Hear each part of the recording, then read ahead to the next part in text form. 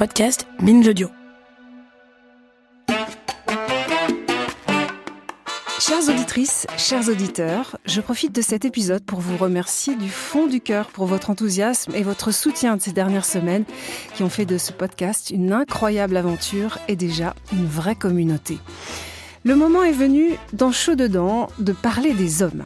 Ils sont nombreux à écouter, beaucoup me l'ont dit, pour savoir ce que traverse leur compagne pendant la ménopause. À nous donc de nous intéresser à l'andropause, qui touche les hommes un peu plus tard que les femmes, même s'il n'y a pas de limite d'âge, théoriquement, pour qu'ils aient des enfants, ce qui fait une grosse différence.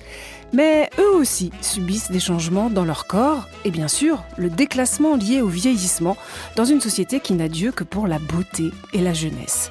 Et parce qu'elle remet en cause la virilité, diktat absolu pour les hommes, l'andropause est peut-être encore plus tabou que la ménopause. Le docteur Galliano reçoit de nombreux hommes dans son cabinet d'urologie et d'andrologie. Il voudrait qu'ils soient encore plus nombreux à s'intéresser à leur sexe, mais oui. Avec lui, je vais discuter des symptômes de l'andropause, des bouleversements physiques et psychologiques qu'elle peut entraîner, des traitements. Et ce sera l'occasion aussi de revenir sur un vieux cliché sexiste. Les hommes vieillissent-ils vraiment mieux que les femmes ? Bonjour Marc Galliano. Bonjour Claire.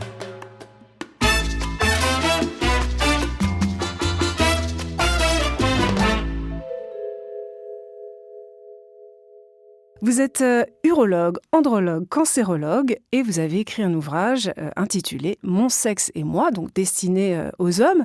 On parle souvent ici du tabou et de la honte qui entoure la ménopause. Est-ce que c'est la même chose pour les hommes et l'andropause ? Alors, pour les hommes, un tabou, c'est pas un tabou, puisqu'en fait, ils n'en ont même pas connaissance. Donc, ce qui est plus délicat, c'est de leur présenter concrètement que les symptômes dont ils souffrent, il y a un mot à mettre dessus. L'andropause. Donc l'andropause, on tombe des nues, mais qu'est-ce que c'est l'andropause ? Alors, il y a une définition, andros, homme, pause, pause. Donc c'est assez simple. C'est une pause à un moment donné dans la production d'hormones mâles. Mais alors même pire, parce que si on écoute votre définition comme vous nous la donnez là, c'est l'arrêt en fait d'être un homme. Enfin, c'est plus violent que la ménopause, qui veut dire arrêt des règles. Mais bien sûr, mais là, c'est les académiciens qui doivent travailler un peu dessus. Alors nous, en urologie, on parle de DALA, donc c'est l'acronyme de déficit en androgène lié à l'âge, qui est plus une réalité, puisqu'il n'y a pas en effet d'arrêt brutal de la production de testostérone, mais on va dire un lent déclin. Alors, et en plus, tous les hommes ne sont pas tous égaux face à ce déclin. Alors, ouais, justement, on va prendre les choses dans l'ordre. Ouais. D'abord, on sait que 100% des femmes sont concernées par la ménopause. Pour les hommes, c'est plus flou apparemment. Est-ce qu'ils sont tous concernés ? Alors, ils seront tous concernés, mais avec des symptômes plus ou moins marqués. Ça dépend vraiment des individus. Il y a des individus qui vont avoir un déficit plus ou moins marqué, plus ou moins rapidement dans leur vie aussi. On peut parler des fois d'hommes dans l'entour de 40 ans. Et puis après, on peut avoir des extrêmes de l'autre côté. On peut avoir des hommes de plus de 80 ans en pleine forme. Et quand on leur fait des dosages biologiques, ils n'ont pas de déficit ou très peu de déficit en testostérone. Alors j'ai vu quand même quelques chiffres, vous me direz ce que vous en pensez. Alors d'abord c'est du déclaratif parce qu'il y a très peu d'études, c'est encore pire que la ménopause visiblement. 10% des hommes de 40 à 59 ans souffriraient d'andropause, 20 à 30% des 60-69 ans. Alors oui, ces chiffres sont peut-être intéressants. Encore faut-il corréler un dosage de testostérone avec des symptômes. Mais on peut très bien avoir des symptômes sans forcément avoir un déficit en testostérone, d'autant plus qu'aujourd'hui, nous en Europe et surtout en France, on parle de testostérone biodisponible, alors que par exemple aux États-Unis, on parle que de testostérone totale. Et ça veut dire quoi ? Alors la testostérone totale, elle est dépendante du poids, elle est dépendante de la qualité du foie, de protéines qui transportent la testostérone, alors que la biodisponible, elle est disponible pour l'organisme. Ouais. Donc en France, on est beaucoup plus pointu sur le dosage. Pourquoi ? Parce que aux États-Unis, si on considère que pour un chiffre donné, on est en andropause biologique, quasiment tout le monde est traité. Donc attention au mercantilisme. C'est-à-dire qu'à un moment donné, aux États-Unis, c'est développé un business assez conséquent de centres qui poussent dans les supermarchés ou n'importe où on vous dose votre testostérone en 2 minutes et on vous déclare que vous êtes en andropause et donc on vous donne de la testostérone. Ah ouais. En France, c'est pas le cas. En France, c'est très clair. Il faut avoir des symptômes et un dosage biologique qui correspondent à la réalité des symptômes. Donc on ne peut pas dissocier les symptômes de la biologie. Et tant mieux, parce que vous pouvez très bien à un moment donné avoir un taux de testostérone bas, mais sans symptômes. Et vous pouvez avoir des symptômes avec une testostérone quasiment normale, mais vous êtes quand même pas bien. Pourquoi ?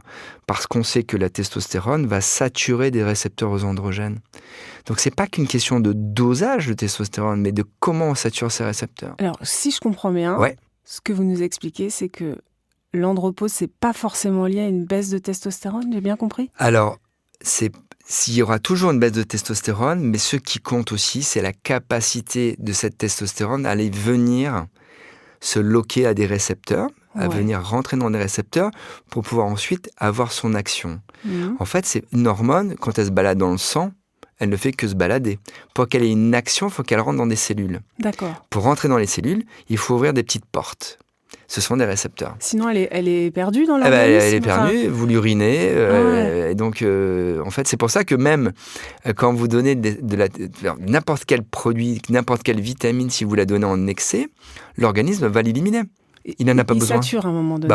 Ça s'appelle la saturation des récepteurs. D'accord. Exactement. Donc, globalement, pour faire clair, il vous faut des symptômes et il vous faut un dosage biologique de testostérone compatible avec vos symptômes. Alors, vous me disiez tout à l'heure, les hommes, ils connaissent même pas le terme d'andropause. Donc, racontez-moi, ils viennent dans votre cabinet, ils disent, je sais pas, voilà, j'ai 50 ans, je me sens pas très en forme, ils viennent me faire peut-être un check-up aussi de leur santé. Comment est-ce que vous les sensibilisez au fait que peut-être c'est l'andropause, et comment est-ce que vous-même vous en rendez compte, ou quels tests vous effectuez ? Alors, tout d'abord, il faut savoir que la plupart du temps, ce sont les épouses qui prennent le rendez-vous. Ça m'étonne pas. Voilà. Donc ça, c'est là où il faut changer un petit peu les données. Pour ça, il faut éduquer très tôt. Pour en revenir aux hommes, en général, la porte d'entrée, c'est pas l'andropause. La porte d'entrée, c'est la prostate. Ouais. Ils viennent me voir parce qu'ils ont des difficultés à uriner. Mm-hmm. Et systématiquement, la question... Alors, des formations professionnelles, je suis andrologue. Donc, je parle d'érection. Donc, la porte d'entrée, c'est surtout l'érection. Quand on parle d'érection, très vite, on parle de libido. Et moi, très vite, je pose la question de l'activité physique.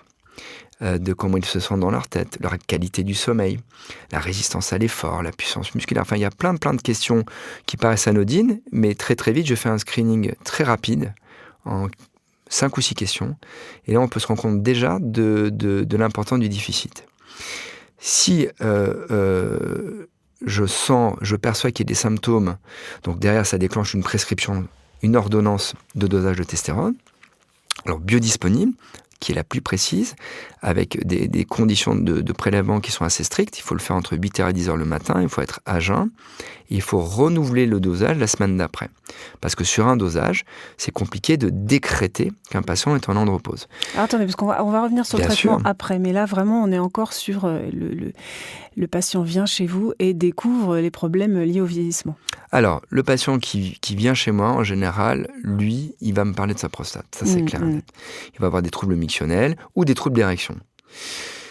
Il est rare... Troubles mictionnels, pardon, c'est pour uriner. Les troubles, voilà, tout à fait. C'est des difficultés urinaires. On se lève la nuit pour aller faire pipi. On se dit, tiens, c'est bizarre, qu'est-ce qui m'arrive ? Alors ça, c'est plus facile. La plupart des hommes savent qu'ils ont une prostate, qu'un jour ou l'autre, soit c'est un cancer, soit c'est un adénome. Donc, ils vont avoir des difficultés pour uriner. Donc ça, c'est à peu près bien ancré dans toutes les classes sociales.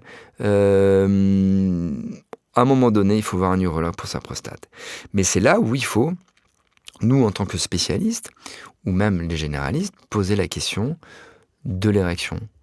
L'érection, elle n'est pas contingente de la testostérone, ça c'est clair, mais de là peut découler le désir. On peut parler de désir, on peut parler d'entente du couple, comment ça se passe, poser pas mal de questions au sein du couple, et puis dériver sur les autres aspects de la testostérone. La testostérone, c'est pas que le physique, c'est le moral. Donc c'est la qualité du sommeil, la mémoire, l'humeur, l'envie de faire des choses. il y a les aspects physiques. Est-ce que vous êtes capable de résister à un effort de longue durée?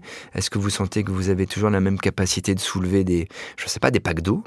Et puis après, il y a l'aspect, par exemple, la dépilation sur les faces antérieures des jambes. Vous avez les bouffées de chaleur nocturnes. Les hommes perdent leur poil. Ouais, ils perdent leur poil sur la face antérieure des jambes. Voilà, donc c'est un petit signe. Alors, globalement, c'est pas le premier symptôme qui fait consulter. Enfin, il y a tous ces arguments et après, il y a la biologie. Un homme qui manque de testostérone va avoir un sucre qui va être un peu augmenté, un cholestérol qui va pas être équilibré, des triglycérides qui vont monter, une partition des graisses qui va être plutôt viscérale, donc une mauvaise graisse. Donc, il y a beaucoup de facteurs biologiques, psychologiques et physiques qu'il faut analyser. Donc, comme c'est lié à la baisse de la testostérone, l'andropause, c'est un problème hormonal, comme chez les femmes au moment de la ménopause. Et donc, vous avez décrit un certain nombre de symptômes, on va dire. Mais donc, comme nous, les hommes peuvent avoir des bouffées de chaleur, des sudations nocturnes, de l'irritabilité, prendre du poids. Complètement. C'est assez similaire, en fait. Mais tout à fait. Et puis, ce qui est assez extraordinaire, c'est un homme qui va être sédentaire, qui fait pas attention à son alimentation. Il va prendre du poids, mais surtout, il va prendre toute cette graisse qu'il va prendre en viscéral, va transformer la testostérone en oestrogène. Et donc, il va accumuler plus de graisse. Donc, ça s'appelle l'aromatisation. Donc, c'est un procédé biochimique. En viscéral, vous voulez dire sur le ventre? Alors, sur l'abdomen et sur les seins. Donc, vous avez des hommes qui se retrouvent avec des seins sous l'effet de l'impulsion des oestrogènes, parce qu'il va y avoir une balance négative en faveur de la testostérone et positive en faveur des oestrogènes. C'est un vrai chamboulement physiologique pour mais certains. Totalement, mais physique, physiologique et physique. Et ça, c'est à quel âge alors, les premiers symptômes? Alors, en moyenne alors disons qu'en moyenne, un homme commence à vieillir à partir de 23 ans. L'acmé physique et psychologique, là on est au sommet, c'est 23. Ensuite, c'est qu'une dégringolade gentille pour certains et des fois plus brutale pour d'autres. Par exemple... C'est pas sympa ça de dire qu'on commence la dégringolade à 23 ans. C'est pas sympa, mais c'est une réalité physiologique. Bon. Et c'est pour ça que c'est important de le savoir, d'abord et d'une pour en profiter.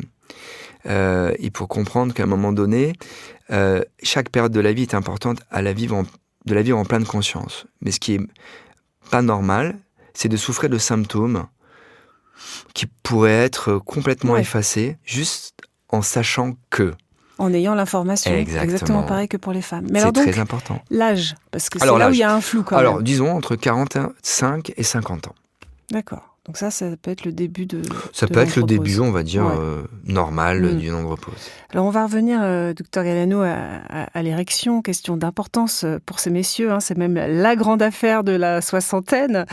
En partie parce qu'on leur bourre le crâne aux hommes avec l'idée qu'être un homme, c'est bandé dur. Alors est-ce que vous nous disiez les problèmes d'érection sont liés, mais est-ce qu'il y en a forcément des problèmes d'érection quand on a une baisse de testostérone? Alors indirectement, oui. Parce que lorsqu'on n'a pas de libido, on a moins de désir, on a moins d'envie, et on a moins d'érection. Ça, c'est le cadre, on va dire, de boucle positive d'entraînement. Moi, l'adage que j'aime bien, c'est l'appétit vient en mangeant. Bon, vous n'avez plus d'érection, qu'est-ce que le cerveau se dit? N'y va pas, parce que ça va pas marcher. Donc, vous vous mettez dans un truc... C'est la peur l'angoisse de performance. Donc, on s'isole un peu. Maintenant, la testostérone, souvent, les gens me disent « Ah, je bande plus le matin, donc c'est sûr, j'ai plus de testostérone. » Non, je leur explique que l'érection du matin, elle est contingente de la dernière phase de sommeil paradoxal, donc du rêve. On bande entre 5 et 7 fois la nuit parce qu'on a des phases de rêve où on va oxygéner les corps caverneux, qui sont donc les éponges, qui vont se gorger de sang, qui vont permettre l'érection. Donc, pour éviter qu'on ait une verge qui se rétracte, la vie est bien faite, on bande 5 à 7 fois la nuit. Et la dernière phase de rêve, c'est le matin, et on bande. La testostérone, elle aide, puisqu'on a un pic de testostérone le matin. Okay. Ça, c'est génial, parce que c'est là où on est le plus performant. Et d'ailleurs, aujourd'hui, il y a certaines écoles qui donnent des cours les plus complexes et les plus difficiles aux enfants le matin. À 8 heures. Parce qu'ils sont performants. Est en éveil, ouais. Voilà. Alors que faire des maths ou de la physique ou de la philosophie après déjeuner, c'est donc la verge, c'est pareil. Et la verge, c'est pareil. Elle est performante le matin. Donc, parce qu'il y a un pic de testostérone. Okay. Donc, en effet, des fois, on peut corréler l'érection matinale au taux de testostérone. Bon. Pour moi, c'est pas le meilleur signe. Ça peut être aussi, je pense que vous serez d'accord avec moi, un problème de stress. Quand on n'est pas bien, qu'on est stressé, ça marche moins bien. Ça peut être aussi, j'ai lu, musculaire, voire neurologique. Alors oui, non mais l'érection... Il y a d'autres causes. Oui, l'érection, ce que j'ai écrit, ce que j'assume pleinement, l'érection est un miracle. Il y a une telle cascade d'événements entre ce qui se passe dans la tête, donc on appelle l'énergie libidinale, cette énergie qui nous fait avancer vers en tout cas la recherche de partenaires, et la mécanique, c'est monstrueux. C'est-à-dire, personne n'est conscient de la cascade d'événements chimiques, biochimiques, mécaniques, vasculaires, neurologiques qu'il faut pour avoir une érection. Donc, à 20 ans, on est des bulldozers, on peut tout pulvériser, l'angoisse, le stress, le manque de sommeil, l'alimentation horrible, la drogue. On peut tout imaginer, mais plus on va vieillir, et à partir de 40 ans, il y a une statistique assez évidente, 40% des hommes souffrent de dysfonction érectile. À partir de 40 ans. Il n'y a rien de choquant à ça. Alors si après vous rajoutez des facteurs... Ça se traduit comment ? Par une érection plus poussive, on va dire ? Oui, c'est ça. Elle est plus difficile à obtenir, elle est plus difficile à maintenir. Il nous faut plus d'énergie, plus de concentration.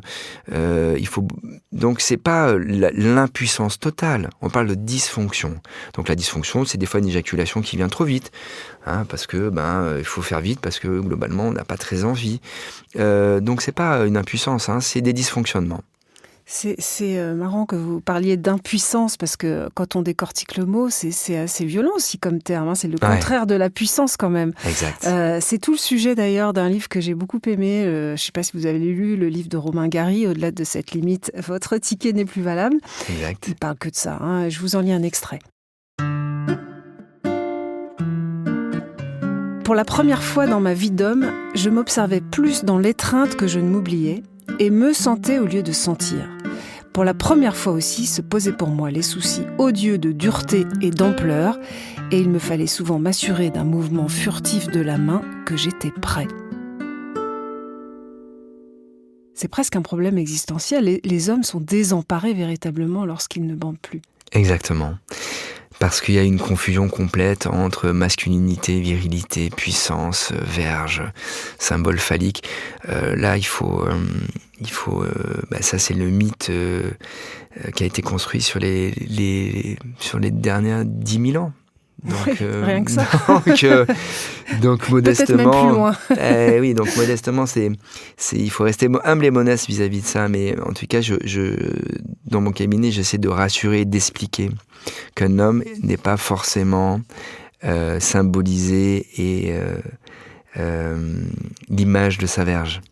Pour le couple, ça peut avoir des conséquences négatives, mais aussi positives. Ça veut dire qu'on peut peut-être apprendre à envisager sa sexualité différemment avec sa partenaire, qui peut-être à cet âge-là, on a aussi l'envie.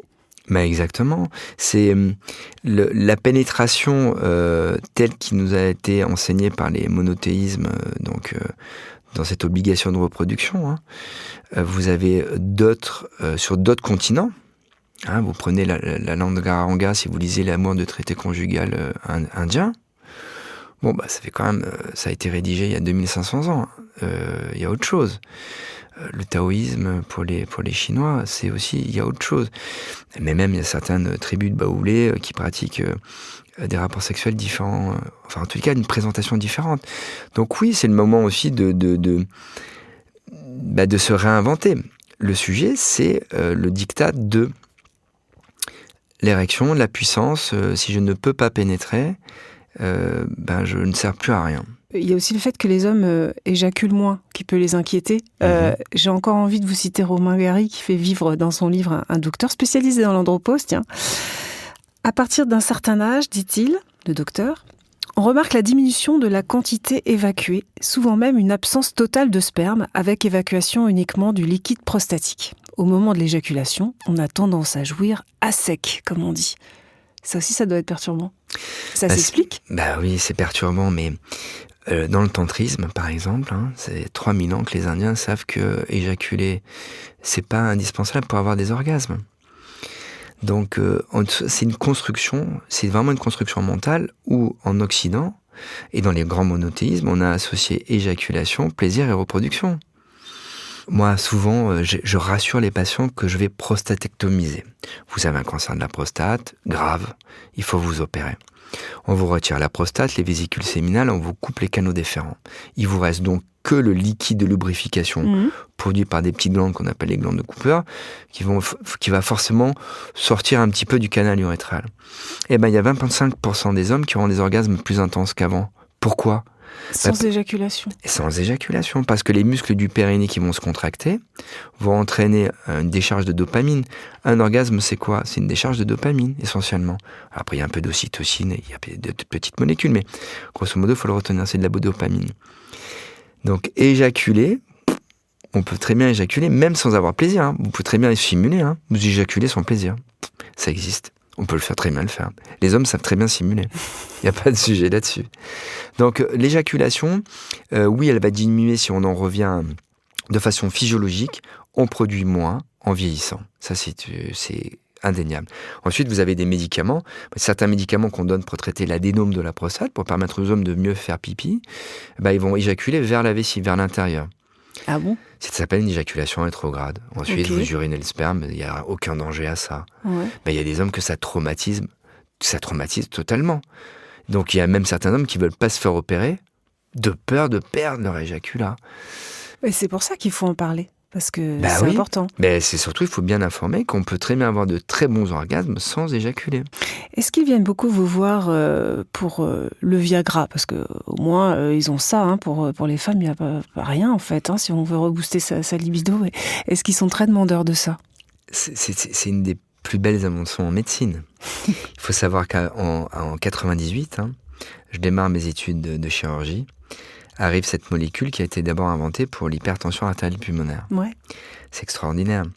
Ça a révolutionné la prise en charge de la dysfonction érectile. Il faut savoir qu'avant, ces médicaments qu'on prenait par la bouche, il fallait se piquer avec des produits vasoactifs pour avoir des érections, où on mettait des prothèses péniennes. C'est allé très loin, je crois, les expérimentations, les injections pour pallier la chute de testostérone. J'ai surtout lu un très bel ouvrage qu'on m'a offert, un antiquaire, sur les greffes de testicules de singe. Très bel ouvrage avec des Français qui disaient que ça marchait très bien. Oui. Enfin, une grosse thèse, j'ai lu une thèse là-dessus, formidable. Bon, évidemment que la plupart des hommes qui ont été greffés sont morts. Enfin bon, pour en revenir à l'invention des IP25, comme on les appelle, ça a révolutionné non seulement la prise en charge des patients, la sexologie, la chirurgie, c'est révolutionnaire. Donc ces médicaments sont aujourd'hui à utiliser en première ligne lorsqu'on a des difficultés érectiles. Et il faut le dire, il n'y a aucune dépendance physique. Les morts par infarctus, comme on les a annoncés à l'époque du Viagra, quand Lilly a sorti son Cialis, donc c'était du marketing horrible, en disant attention, la vision bleue, vous allez mourir du cœur avec du Viagra, prenez ma molécule, elle est géniale.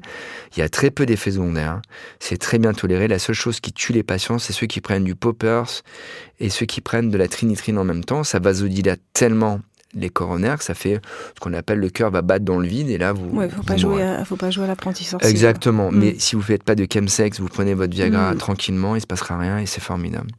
En tout cas, ce que vous nous dites, c'est que quand même, comme on prévient pas les hommes de tous ces changements physiologiques, et qui peuvent pas en parler entre eux, évidemment, c'est encore plus compliqué que pour les femmes, cette période à traverser. Tout à fait. Les hommes sont que dans la performance, donc entre eux, ils parlent le perf, mais c'est compliqué pour eux de dire j'ai des difficultés érectiles. Donc sur ce, on attend que c'est madame qui prend les devants. Alors maintenant, ça c'est caricatural, ce que je dis aujourd'hui, les citadins informés sur les réseaux sociaux viennent me voir facilement. J'ai plein d'hommes de quadras, ou même des plus jeunes qui viennent en me disant voilà, moi je veux faire un bilan. Et au cours dont on discute, moi je pose systématiquement la question, ah oui c'est vrai que de temps en temps j'ai des petites difficultés. Donc très vite on fait la part entre ce qui est psychologique, psychogène, et ce qui est organique. Donc c'est intéressant, on rassure beaucoup. Et puis surtout, on remet surtout les hommes dans le droit chemin. Donc les règles hygiéno-diététiques, quoi. Comment vous faites pas de sport ? Zéro sport, vous buvez tous les jours, vous fumez, là, vous partez dans le mur. Et donc la sexualité et l'érection, je trouve que c'est le meilleur levier pour motiver les hommes à prendre soin d'eux. Alors ça, c'est formidable. Vous leur dites qu'en faisant du sport, en faisant un peu attention à ce qu'ils mangent, en dormant mieux, ils vont bander plus longtemps et mieux. Alors là, c'est absolument... On obtient l'adhésion et une compliance fantastique. Donc, oui. Bah oui, vous leur promettez de garder cette performance qu'ils avaient. C'est génial. Mais en même temps, avec le Viagra et avec ce genre de conseils, on les maintient dans ce culte de la performance. Non. Quelque part. Non. En fait, non, parce qu'ils sont pas dupes. Ils sont pas dupes, c'est-à-dire qu'ils peuvent se mentir au début. Mais un gars qui continue à picoler, à fumer, à pas faire de sport et à faire 150 kilos, le Viagra, au bout d'un moment, il marche plus.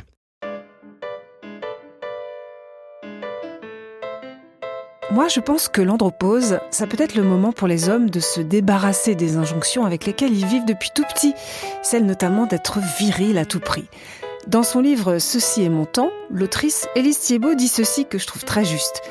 Parce qu'ils n'ont pas été habitués à vivre et ressentir les émotions, les sentiments, la vulnérabilité, la plupart des hommes ne savent vivre leur corps vieillissant que dans l'angoisse, celle qu'on prétend n'appartenir qu'aux femmes. Moi, j'ai envie de vous dire, libérez-vous de l'angoisse et surtout profitez-en pour explorer la part tendre qui existe en vous. Essayez avec nous davantage de vulnérabilité, de fragilité même. Vous verrez que nombre d'entre nous ne demandent que ça. Docteur Galliano, l'andropause pour les hommes, c'est compliqué parce que ça leur parle de leur finitude. En quelque sorte, ça les renvoie à la vieillesse. Est-ce que vous voyez du désarroi, on va dire, dans votre cabinet ? Bien sûr que c'est toujours difficile d'accepter la finitude et donc la mort. Mais on peut aussi en profiter pour accomplir des choses autour des gens qu'on aime ou des gens qui sont autour de soi, essayer de faire des choses. Mais pour ça, il faut avoir de l'énergie. Pour ça, il faut être en bonne santé. La bonne santé, c'est pas courir le 100 mètres en moins de 10 secondes. C'est pouvoir se déplacer, aller faire ses courses sans trop souffrir, aller rendre service à son voisin, sa voisine, c'est aussi ça. Mais pour ça, il faut avoir un minimum d'énergie et un minimum de ressort. Et donc là, je pense que être traité lorsqu'on manque de testostérone permet d'aller vers ce but, tendre vers ce but. Ça s'administre comment, la testostérone ? C'est comparable au THS, le traitement hormonal de substitution ? Oui, en France, on est quand même les parents pauvres. Aujourd'hui, on a des ruptures de stock en permanence de gel, on n'a plus de patch. Les médicaments par la bouche, il faut prendre 8 à 9 gélules, ça n'a aucun sens. Sinon, il faut se faire piquer avec des intramusculaires qui sont quand même pas ultra sympas, qui ne sont pas très physiologiques. Donc aujourd'hui, en France, on a du gel, mais quand il n'y a pas de rupture de stock. Donc honnêtement, on peine un peu. Pourquoi est-ce qu'on a des ruptures de stock en France ? Pourquoi on n'est pas fourni ? Parce qu'aujourd'hui, il y a 2 sociétés qui fabriquent du gel. Alors des fois, il y en a une qui en a plus. Puis l'autre, c'est l'autre qui en a plus. Donc les patients sont ballottés, mais sauf qu'il faut refaire toujours les ordonnances. Donc c'est une perte de temps, une perte d'énergie, et les patients sont perdus. Donc il y a des patients qui arrêtent leur traitement parce qu'ils en ont marre. Les injections, c'est pareil, c'est pas très agréable, c'est des produits qui sont très huileux. Il faut trouver une infirmière qui vienne vous faire des injections en intramusculaire. Donc aujourd'hui, avec les pénuries d'infirmières, c'est difficile de se faire piquer avec des intramusculaires. Et les médicaments par la bouche, ça marche pas bien. Donc c'est un peu compliqué. Les patchs, on n'en a pas. On en avait, on n'en a plus. Donc on n'est pas très gâtés en France pour pouvoir traiter correctement nos patients. Quelqu'un qui nous écoute, vous lui diriez quoi ? Ça se prend à titre préventif ou ça se prend vraiment quand on a un déficit avéré, un déficit de testostérone ? On n'est pas aux États-Unis. Ouais. On ne donne pas de la testostérone en prévention comme à des gamins de 16 ans comme on fait aux États-Unis. Donc la testostérone, il faut des signes cliniques et une biologie concordante. Là, un andrologue donne de la testo. D'ailleurs, en France, ce sont les andrologues qui ont le droit de donner la testostérone avec les andrologues et les endocrinologues. Il n'y a que nous qui avons le droit de prescription, ce qui est une bonne chose. Ça évite évidemment les abus. Et alors, donc vous, votre idée, c'est, si j'ai bien retenu, créer un centre pour la santé des hommes, pour éduquer, pour apporter de l'information. Parce que les hommes aussi, ils en manquent cruellement sur leur santé sexuelle et pas que. Exactement. Omega, il s'agit d'Omega, le centre que je vais mettre en place avec toute une équipe pluridisciplinaire. L'objectif, c'est d'avoir les adolescents, parce que les adolescents sont abandonnés par les pédiatres et puis ils ne sont pas pris par les généralistes, donc ils n'ont pas d'informations, c'est compliqué de demander aux parents, alors on va demander aux grands frères, donc on va se réfugier sur les réseaux sociaux, mais aujourd'hui sur les réseaux sociaux, vous avez la plupart des intervenants. Alors je ne dis pas que les médecins ont forcément tout le temps leur mot à dire et ils savent plus que les autres, mais en tout cas un savoir médical, connaissance médicale, un savoir médical, il est important de le partager avec les plus jeunes pour pouvoir recentrer, rassurer. Donc le but d'Omega, c'est dès l'âge de 13 ans, on informe les plus jeunes sur comment ils sont faits. Il y a beaucoup à faire sur un centre qui serait dédié à l'homme, où ils se sentiraient à l'aise de venir nous voir quand ils veulent, de 13 ans jusqu'à 90 ans, si leur état leur permet de venir jusqu'à nous. En tout cas, ce serait un grand progrès, effectivement, d'avoir ce genre de structures qui leur sont spécialement dédiées. Les auditeurs qui nous écoutent, qui ont 45 ans et plus, quels conseils vous leur donneriez aujourd'hui ? Alors, 45 ans, il est grand temps de faire un bilan de santé. Il est grand temps de voir un médecin qui va s'intéresser à votre génétique, par exemple. Si dans la famille, vous avez votre maman, votre papa, des oncles, des tantes qui ont eu des cancers, il faut le savoir. Mais même avant, vous avez une maman qui a un cancer du sein, un papa qui a un cancer de la prostate, à 40 ans, je fais un PSA. PSA, c'est un marqueur, c'est le seul marqueur biologique qu'on ait en médecine qui puisse donner une indication sur une éventuelle présence d'un cancer ou pas dans la prostate. C'est fondamental. Il faut le faire si tôt que ça. Mais bien sûr, ouais. Ça c'est les recommandations nationales et internationales. Maintenant, 45 ans, c'est l'occasion de dire il faut arrêter de fumer, il faut se mettre à faire du sport, il faut gérer son stress. Et on commence à faire une prise de sang. Là, vous voyez, on tombe sur, non, mais là, vous avez un peu de sucre. C'est un prédiabète. Faites attention. C'est la porte d'entrée pour une meilleure santé, en fait. Exact. Ouais. Exact. Mais si vous les avez vus dès 13 ans, ils viendront, ils savent. Parce que souvent, je leur dis 13 ans, 18 ans, 20 ans, tu reviens me voir quand tu veux, si tu as un problème, quel qu'il soit, tu reviens me voir, mais impérativement, je vais te voir à 35 ans. Et là, à 35 ans, on remet une petite couche en disant je vais te voir à 40 et 45 Vous avez beaucoup d'adolescents qui viennent de plus en plus, parce que la communication autour du gynécologue pour hommes commence à un peu à prendre racine. Et donc, j'espère qu'aussi que de plus en plus de collègues vont s'intéresser aussi aux ados qui sont un petit peu perdus. Pourquoi pas les pédiatres pousser un petit peu l'âge limite. C'est vrai que les jeunes filles, elles commencent à avoir un gynéco totalement. À la puberté. Donc, et c'est pas le cas des garçons. Non. Mais parce qu'ils ne le savent pas. Ouais. Mais là, maintenant, ils ont leur gynécologue pour hommes. En tout cas, c'est une excellente initiative. Merci. Merci, Dr Galliano, d'être venu nous voir pour cet épisode de Chaud Dedans. Alors, messieurs, je ne peux pas vous renvoyer à un podcast sur l'andropause parce qu'il n'y en a pas. Je suis désolée. Je peux quand même vous recommander 2 livres écrits par des femmes. Ceci est mon temps, d'Élise Thiebaud. Et En quête d'érection, l'andropause sans tabou, d'Anne-Cécile Michelet, qui est aussi très bien fait. N'oubliez pas de vous abonner, de partager, de liker Chaud Dedans. Cet épisode est une coproduction avec Binge Audio, à la réalisation Quentin Bresson, à la production Lorraine Bess. Je vous donne rendez-vous dans 2 semaines.